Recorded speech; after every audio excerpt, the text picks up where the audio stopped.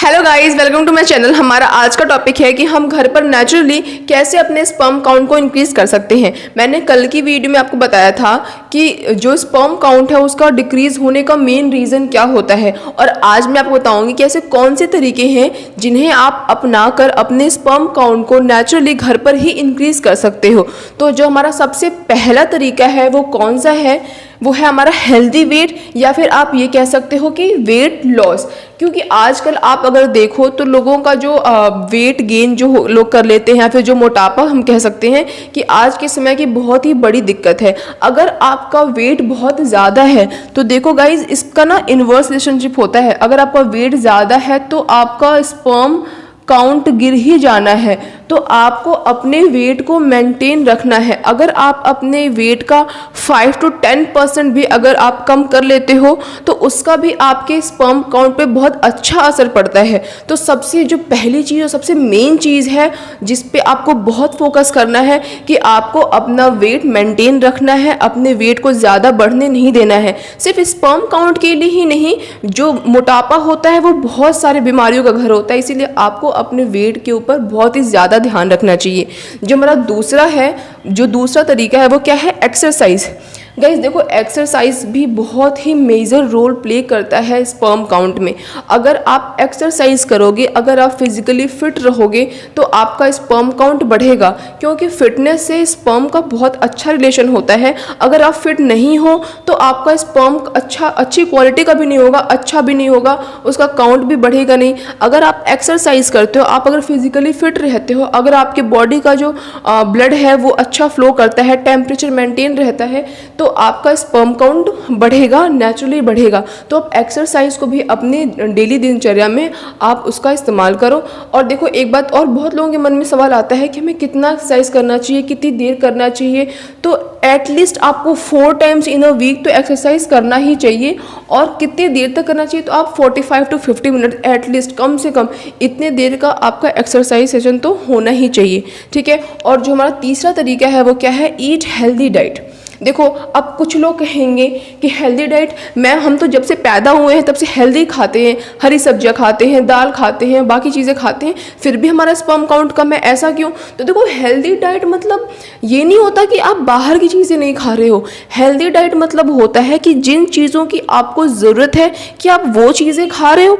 जैसे स्पर्म है, sperm count को बढ़ाना है तो हमें उसके लिए क्या चाहिए, हमें उसके लिए अच्छी क्वांटिटी में जिंक चाहिए, हमें अच्छी क्वांटिटी विटामिन सी चाहिए, हमें अच्छी क्वांटिटी में एंटीऑक्सीडेंट्स रिच इन फूड चाहिए। तो ये सब आप खा रहे हो नहीं खा रहे हो, ये सब आप अपने डाइट में ले रहे हो नहीं ले रहे हो, इस पे डिपेंड करता है आप कितना प्रोटीन खा रहे हो, कितना मिनरल्स खा रहे हो, कितना कार्ब्स खा रहे हो। ये सब मैटर नहीं करता। जिस चीज़ की आपको रिक्वायरमेंट है आप वो अपने डाइट में ले रहे हो नहीं ले रहे हो, इस चीज़ पे डिपेंड करता है। तो हेल्दी डाइट मतलब ये नहीं होता कि हम बाहर खाना नहीं खा रहे हैं, ठीक है। तो देखो लिखा हुआ है कि ईट हेल्दी डाइट, कि हेल्दी डाइट खाना चाहिए। हेल्दी डाइट में क्या खाना चाहिए, देखो, रिच इन एंटीऑक्सीडेंट फूड, वो खाना खाओ जिसमें एंटीऑक्सीडेंट की मात्रा बहुत ज़्यादा होती है। जैसे कि फ्रूट्स खा सकते हो, ग्रीन वेजिटेबल्स खा सकते हो, च्यवनप्राश खा सकते हो। और मैं आपको अगर शॉर्ट में बताऊं तो उन सभी चीज़ों का सेवन करो आप जो कि हरी होती हैं, और उन सभी चीज़ों को आप अवॉइड करो जो कि सफ़ेद होती हैं। जैसे कि ग्रीन वेजिटेबल्स होते हैं, जो ग्रीन फ्रूट्स होते हैं, ग्रीन लीव्स होती हैं, पालक हो गई, इन सब चीज़ों का सेवन करने से क्या होता है, स्पर्म काउंट बहुत अच्छी नेचुरली इंक्रीज होता है।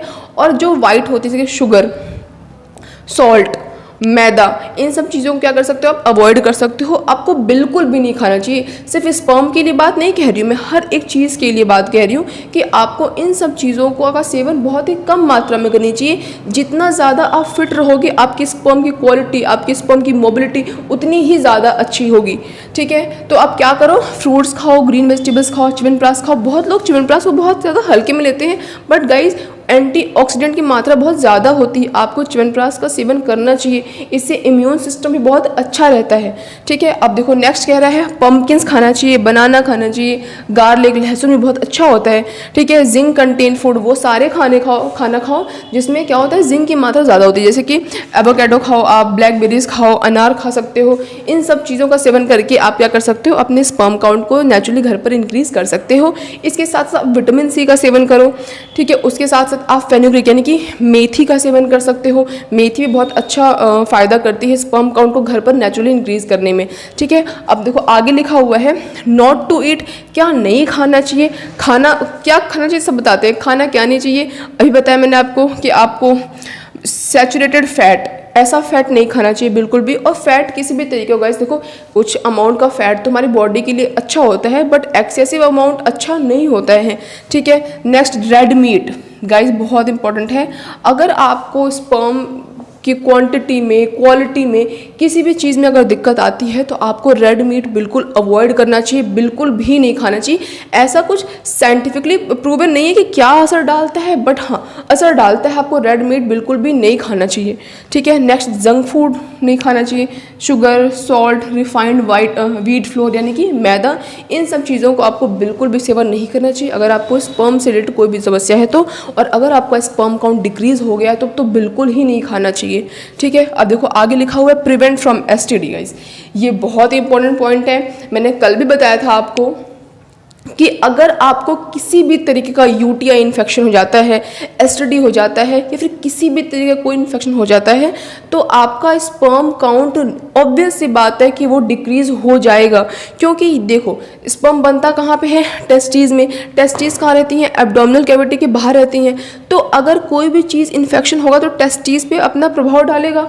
और टेस्टीज के अंदर ही क्या बनता है, स्पर्म। अगर टेस्टीज प्रभावित हो रही है तो स्पर्म काउंट भी तो प्रभावित होगा ना। तो सो सी बात है कि जो आपका स्पर्म काउंट है वो क्या हो जाएगा, डिक्रीज हो जाएगा। अगर स्पर्म बन ही नहीं पा रहा है तो स्पर्म काउंट तो कम होगा ही।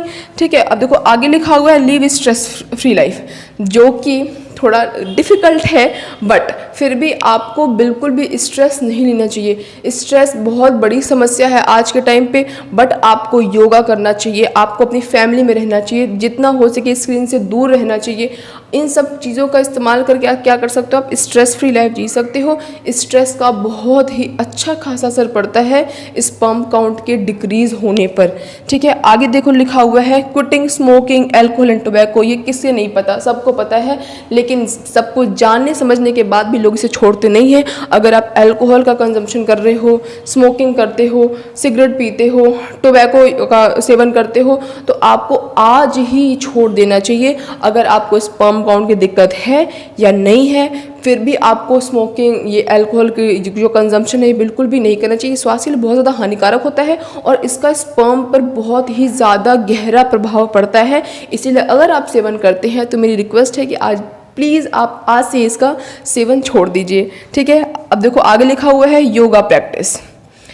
ठीक है, देखो योगा बहुत ही ज़्यादा बेनिफिशियल है। योगा का मतलब डेली रूटीन में अगर आप योगा का वो करते हो, मतलब अपनी डेली रूटीन में शामिल करते हो, तो जो आपका पेल्विक एरिया ना, कि यानी कि कमर से जो नीचे का वाला एरिया है, वहाँ का सर्कुलेशन बहुत ही ज़्यादा अच्छा होता है, जो कि आपके स्पर्म को हेल्दी रहने के लिए बहुत ही ज़्यादा अच्छा है। तो यहाँ पे लिखा भी हुआ है कि for betterment of pelvic circulation, की जो पेल्विक सर्कुलेशन है वहाँ के बेटरमेंट के लिए योगा बहुत ही ज़्यादा ज़रूरी है।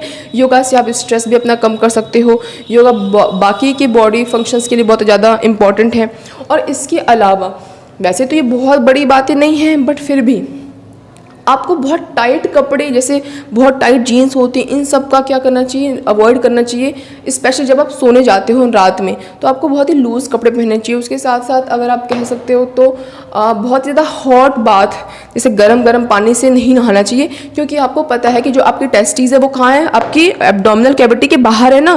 क्यों? क्योंकि उनको स्पर्म को बनने के लिए बॉडी टेम्परेचर से कम टेम्परेचर की रिक्वायरमेंट है, तो इसीलिए तो वो बाहर हैं। अगर बाहर हैं उसके बाद भी आप उन्हें टेम्परेचर उनका बढ़ाया जा रहे हो तो स्पर्म तो अच्छे से नहीं बन पाएगा। अगर स्पर्म भी अच्छे से नहीं बन पा रहा है तो स्पर्म काउंट तो डिक्रीज हो ही जाएगा। और एक बात और आपको जो ध्यान रखनी है कि ये जो सारे तरीके हैं ना, ये आपको ज़्यादा असर यानी बहुत अच्छे से इफ़ेक्ट आपके ऊपर कब डालेंगे, तो देखो जो नेचुरली आपका स्पर्म काउंट होना चाहिए वो कितना होना चाहिए, 15 मिलियन टू 39 मिलियन पर ml। अगर इतना स्पर्म है तो आप कह सकते हो कि आपका स्पर्म काउंट बहुत अच्छा है। लेकिन अगर आपका स्पर्म काउंट 15 मिलियन से कम हो जाता है पर ml, तो उस कंडीशन को हम कहते हैं कि हाँ आपको स्पर्म काउंट की समस्या हो गई है। और ये जो सारे तरीके हैं ना, ये आपके ऊपर ज़्यादा असर कब डालेंगे, अगर आपका स्पर्म काउंट 8 to 15 मिलियन पर ml है, तो ये जो तरीके ये आपके लिए बहुत ही ज़्यादा इफ़ेक्टिव होंगे। लेकिन अगर आपका स्पर्म काउंट 8 मिलियन पर ml से भी कम है तो भी ये तरीके तो अच्छे हैं, तो भी तरीके तो असरदार हैं, बट ये आपके ऊपर उतना ज़्यादा अच्छे से इफेक्ट नहीं डालेंगे जितना अच्छे से अगर आपका स्पर्म काउंट 8 to 15 मिलियन पर ml के बीच में है, उतने पे जितना इसका असर दिखेगा। सो मैं उम्मीद करती हूँ गाइस आपको आज की वीडियो बहुत ही अच्छी समझ में आई होगी। ऐसी और इंटरेस्टिंग टॉपिक्स के लिए मेरे चैनल को सब्सक्राइब जरूर करें, और अगर वीडियो पसंद आई हो तो उसे एक लाइक ज़रूर करें। That's all, bye guys.